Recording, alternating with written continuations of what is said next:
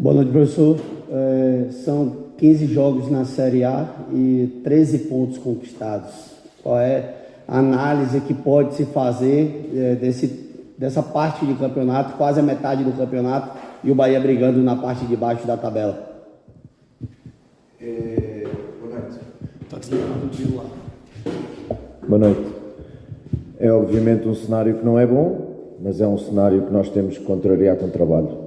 Pouco mais tenho a dizer em relação a isso. Em relação ao jogo, tenho que dizer que jogámos 20 minutos, os primeiros 20 minutos até ao golo do Atlético Paranaense, num jogo, num campo difícil, tradicionalmente e historicamente muito difícil ganhar aqui, contra uma muito boa equipa, e nós jogámos 20 minutos e nesses 20 minutos dividimos o jogo, importunámos o Atlético, não deixámos o Atlético ter muitas oportunidades e depois num lance de cruzamento para a área, aliás em dois, sofremos 2 golos e pronto, e depois na segunda parte reagimos, criámos mais uma vez algumas oportunidades, uma ou outra quase em cima da linha de golo, não fizemos golos e portanto continua o mesmo problema, mas hoje de facto só jogámos 20 minutos e não jogámos mais e portanto isso tem que ser corrigido.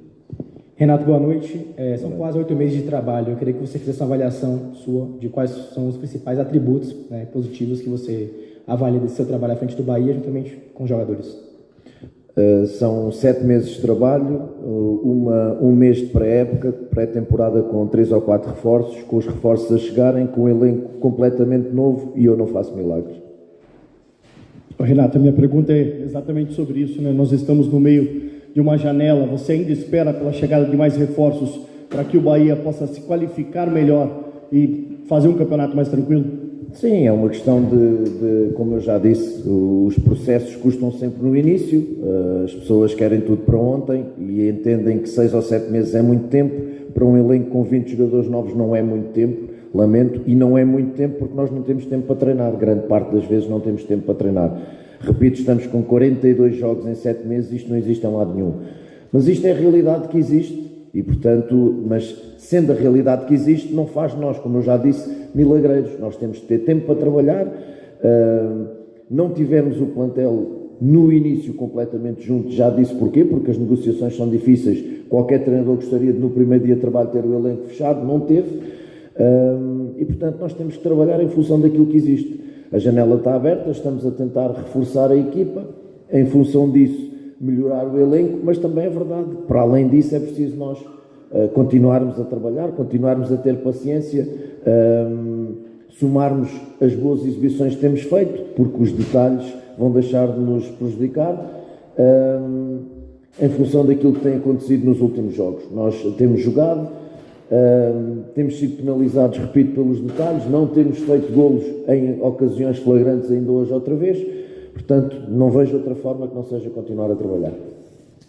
Paiva, o senhor fala a respeito de, tipo, não sou milagreiro. Lá no Jogo do Esporte, eu lembro que a gente falou, um resultado que normalmente no Brasil, diretorias optam por mudança de treinador. E o senhor disse que quando eu entendesse que era o Paiva o culpado, o senhor mesmo deixaria. Não é o problema, Paiva. Aí era isso que eu queria saber. Não é o problema, a questão do ponto, de onde o Bahia está no campeonato. Exato. Como é que está a questão para a continuidade do trabalho? Continuidade do trabalho não é a mim que tenho que perguntar, em primeiro lugar. O Paiva está confiante no trabalho que está a fazer, sabe os jogadores que tem, sabe os adversários que tem. Hoje era muito difícil, o jogo era muito difícil, já disse, historicamente é muito difícil jogar aqui e ganhar aqui. Portanto, o Renato Paiva continua a fazer o seu trabalho de forma honesta, consciente, todos os dias trabalha muito e, portanto, os seus jogadores igual, e o Renato Paiva não é o problema. Repito, quando o Renato Paiva for o problema, o Renato Paiva vai dizer, o Renato Paiva não é o problema, apesar de muitas pessoas quererem entender que o Renato Paiva é o problema, mas não é. Se o Renato Paiva fosse o problema, a equipa não jogava tão bem, vários jogos que tem jogado, é verdade que não ganha, de facto, é verdade. Mas se tens razão, se repetissem os resultados do Sport constantemente, aí obviamente que o Renato Paiva teria a dignidade de pôr o seu lugar à disposição ou ir embora. Como já fiz anteriormente no México, mesmo sentindo que não era eu o problema. Enquanto eu sentir que a equipa vai respondendo, apesar dos resultados não aparecerem, mas que vai somando crescimento e vai jogando com alguma qualidade. Enquanto isso acontecer, o problema, para mim, na minha opinião, não é o Renato Paiva, obviamente. Renato, ainda nessa mesma linha, quer que você fizesse um balanço em relação ao que quais vêm sendo as principais dificuldades do Bahia, né? Não só sua, mas também dos atletas em geral, em colaboração. Eu já respondi essa pergunta.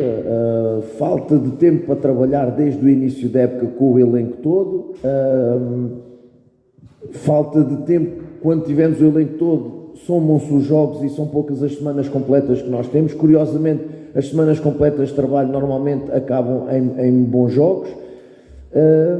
E depois os detalhes, e continua a ser, tirando um ou outro jogo que não foi de facto bom, de resto, são detalhes mais, como eu já disse, de finalização em que não fazemos, de ser penalizados em jogos em que os adversários não fazem muito para nos marcar golos.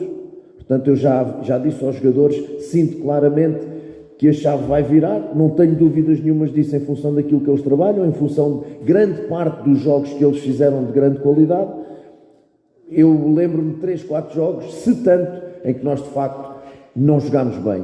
Hoje foi parte do jogo, Cuiabá foi parte do jogo, primeira parte do Goiás em casa foi parte do jogo e jogo com o Santos foi horrível. Tirando isto, nós fomos muito competitivos sempre, muitas vezes melhores que os adversários, não ganhámos. Eu sei, não há vitórias morais, não há, mas para validar o meu trabalho e o trabalho dos jogadores, as vitórias morais também contam. Portanto, agora, por isso eu digo, olhando para isso, eu acredito que a chave vai virar a qualquer momento.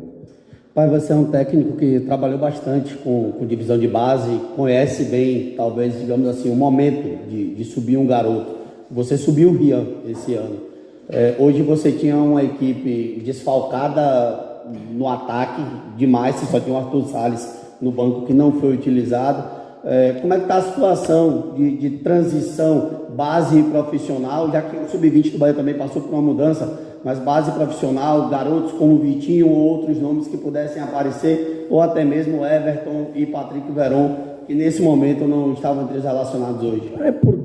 Porque a pergunta é boa, mas mesmo o tempo também não ajuda para isso, ou seja, o processo é todo novo e intercalares parte profissional com a base, quando um processo está a começar, não é fácil. O que normalmente acontece é, primeiro trabalhas na base e deixas a base crescer, trabalhas o profissional e deixas o profissional crescer, e quando tu sentes que as coisas estão a fluir e a um bom ritmo, começas a intercalar os jogadores. Nós de início definimos logo os jogadores para trabalhar connosco, os Sub-20 fizeram o seu caminho, nós estamos a fazer o nosso, mas também tens que entender que neste momento de resultados e de pressão que não é positivo, também não é o melhor momento para lançar jovens na primeira equipa. Portanto, nós temos aqui estes jovens a trabalhar connosco. Hoje entendemos pela semana de treino que era melhor esta equipa que tinha que vir, nada mais que isso. Renato, você vai ter agora uma semana para trabalhar, mas também uma semana para poder pensar em relação ao que o Bahia pode encontrar no mercado. A tendência é ser uma semana de anúncios e de procura do clube no mercado. Indo também com o que eu falei com você depois da partida contra o Grêmio, ainda nesse tema de contratação, falta um pouco tempo para poder fechar a janela, como é que você enxerga o perfil, as carências que devem ser selecionadas para poder contratar nesse momento? Há posições que nós de facto entendemos que devem ser preenchidas, eu não te posso nem vou dizer quais, mas há posições que nós precisamos obviamente de reforçar, estamos nisso, todos estamos a trabalhar nisso, o Carlos está a trabalhar e o grupo estão a trabalhar muito na procura de jogadores, sabendo que uma janela a meio da época nunca é uma janela como na janela nas férias, não é tão fácil encontrar jogadores, uns estão em atividade, os da Europa estão de férias, o caso do Gilberto não está a jogar porque tem desde 27 de maio que não treina. Portanto, dentro das opções que nós estamos a trabalhar, é esperar que, penso que esta semana vão chegar os jogadores, e eu acho que é um bocadinho por aí. Nós estamos a trabalhar, repito que as negociações às vezes deste ou daquele jogador não são fáceis, há negociações que são conhecidas que não estão nada fáceis, portanto, mas isso eu não domino, não controlo, a minha área do treino, é validar os jogadores juntamente com o Cadu e esperar que de facto o Cadu e o grupo consigam encerrar as negociações para reforçar o elenco o mais rápido possível. Paiva, o torcedor pergunta a respeito até em termos de números. Você poderia dizer mais ou menos quantos reforços devem pintar na janela? Qual é a ideia? Ou posições, um exemplo, um centroavante seria uma posição que poderia estar pintando nos próximos dias no Bahia? Talvez mais 3 jogadores. Talvez mais 3 jogadores. Podem chegar. Mas não posso dizer posições. Mas centroavante sim ou não? Pode ser. Pode ser. Pode ser uma hipótese.